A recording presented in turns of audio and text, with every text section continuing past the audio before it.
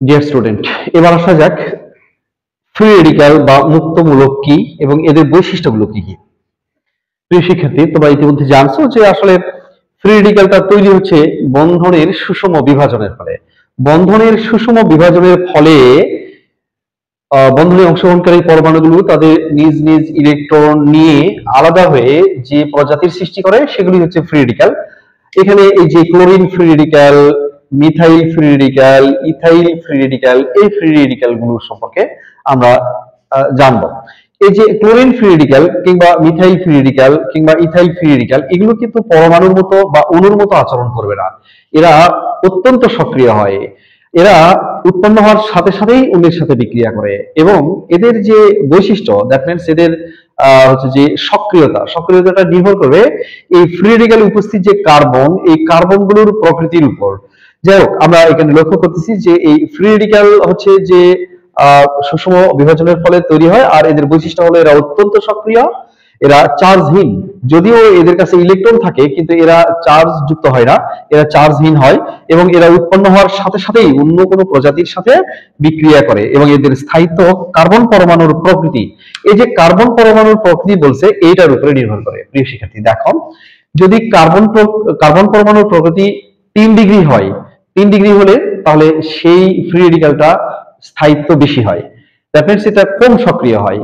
আবার যদি 2 ডিগ্রি হয় তার চেয়ে একটু বেশি সক্রিয়, এটার স্থায়িত্ব কম হয়। তার চেয়ে কম স্থায়িত্ব হচ্ছে 1 ডিগ্রি এবং তার চেয়ে কম হচ্ছে যে মিথাইল ফ্রি রেডিক্যাল। এখানে এই ডিগ্রির বিষয়টা হয়তো তোমাদের জানা নেই বা এটা সম্পর্কে একটু জানা উচিত। দেখো, এই 3 ডিগ্রি কার্বন, এই কার্বনকে আমি 3 ডিগ্রি কার্বন বলবো। যে কার্বনের সাথে কোনো হাইড্রোজেন থাকবে না, যে কার্বনের সাথে জৈব যৌগের যে কোনো জায়গায় তুমি দেখবে যদি কোনো কার্বনের সাথে হাইড্রোজেন না থাকে তাহলে তুমি ওই কার্বনকে 3 ডিগ্রি কার্বন বলবে। এই কার্বনের প্রকৃতি হচ্ছে এটা 3 ডিগ্রি কার্বন, আর এই যৌগটার নাম হলো 3 ডিগ্রি অ্যালকাইল ফ্রি রেডিক্যাল। এটা হলো 3 degree alkyl free radical. 3 degree alkyl free রেডিক্যালের স্থায়িত্ব অনেক বেশি। অপরদিকে এটা হচ্ছে 2 ডিগ্রি, যে কার্বনের সাথে একটা হাইড্রোজেন থাকবে, সেটা হচ্ছে 2 ডিগ্রি কার্বন, আর এটা হচ্ছে 2 ডিগ্রি অ্যালকাইল ফ্রি রেডিক্যাল। এটা হচ্ছে 1 ডিগ্রি, 1 ডিগ্রি, এটাও 1 ডিগ্রি। আবার এই যে এই মিথাইল ফ্রি রেডিক্যাল এটাও কিন্তু 1 ডিগ্রি। যদি এই কার্বনের সাথে দুটা হাইড্রোজেন থাকে কিংবা তিনটা হাইড্রোজেন থাকে তাহলে সেটাকে আমরা 1 ডিগ্রি বলি। এই যে এটা হলো 1 ডিগ্রি অ্যালকাইল হ্যালাইড, আর এটা হলো মিথাইল ফ্রি রেডিক্যাল। আমরা জানলাম যে আসলে এই স্থায়িত্বের ক্রমে 3 ডিগ্রি অ্যালকাইল ফ্রি রেডিক্যালের স্থায়িত্ব অনেক বেশি, তারপরে 2 ডিগ্রি, তারপরে 1 ডিগ্রি, আর তারপর হচ্ছে যে এটাও 1 ডিগ্রি, তো এটা হচ্ছে মিথাইল ফ্রি রেডিক্যাল। এভাবে আমরা ফ্রি রেডিক্যাল সম্পর্কে জানবো। আমি আবারও বলছি, ফ্রি রেডিক্যাল গুলো তৈরি হয় হচ্ছে যে বন্ধনের সুষম বিভাজনের ফলে। বন্ধনে অংশগ্রহণকারী যে দুটো ইলেকট্রন থাকে, দুইটা ইলেকট্রন অণুর বা হচ্ছে যে অণুর দুইটা অংশ আলাদা আলাদা করে নিয়ে নেয়।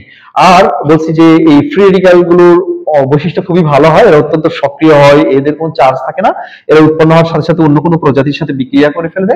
আর আর এরা এদের যে স্থায়িত্ব সেটা নির্ভর করে বেসিক্যালি এদের কার্বনের যে প্রকৃতি, এদের কাছে উপস্থিত থাকা যে কার্বন সেটা প্রকৃতির উপরেই এরা নির্ভর করে। এখন প্রশ্ন হলো যে এই যে এই ফ্রি রেডিক্যাল গুলোকে আমি পরমাণু বলবো না কেন, আর এরা অত্যন্ত সক্রিয় হয় কেন, এই বিষয়টা নিয়ে একটু আলোচনা করব। প্রিয় শিক্ষার্থী দেখো, যখন কোনো পরমাণু, ধরে নাও এই যে আমি একটু আগে দেখিয়েছি যে ক্লোরিন আর ক্লোরিন, দ্যাট মিনস ক্লোরিন এখানে যে বন্ধন থাকে, দুটা ইলেকট্রন থাকে, দুটা ইলেকট্রনের যে বন্ধন ভেঙে যায়, এটা হচ্ছে 396 কিলোজুল তাপে। যদি পার মোলে আমরা 396 কিলোজুল তাপ দিই তাহলে এই যে ক্লোরিনের মধ্যকার যে বন্ধন সেটা ভেঙে যাবে কিভাবে?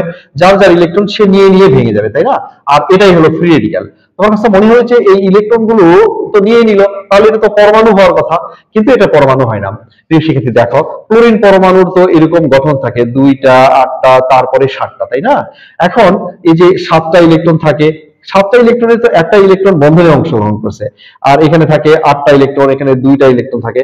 তো যে ইলেকট্রনটা বন্ধনে অংশগ্রহণ করছিল সেই ইলেকট্রনটা যখন ক্লোরিন নিয়ে নিল তখন কিন্তু ক্লোরিন জাস্ট এই ক্লোরিনের যে শেষ কক্ষপথ, এই কক্ষপথে ইলেকট্রনটা নিতে পারে না। এরপরে যে আরো কক্ষপথ থাকে, এই এর কক্ষপথগুলোর কোনো একটাতে এই ইলেকট্রনটা নেই, নিয়ে এটা আলাদা হয়ে যায়। প্রিয় শিক্ষার্থী, আমি আবারও বলছি যে এই ক্লোরিন পরমাণু ইলেকট্রনটা নিল কিন্তু ক্লোরিন পরমাণু হলো না। এই বন্ধনের ইলেকট্রনটা নিয়েও পরমাণু হলো না, এটা ফ্রি রেডিক্যাল হলো। কেন হলো? আর এটা অত্যন্ত সক্রিয় হলো, কেন হলো?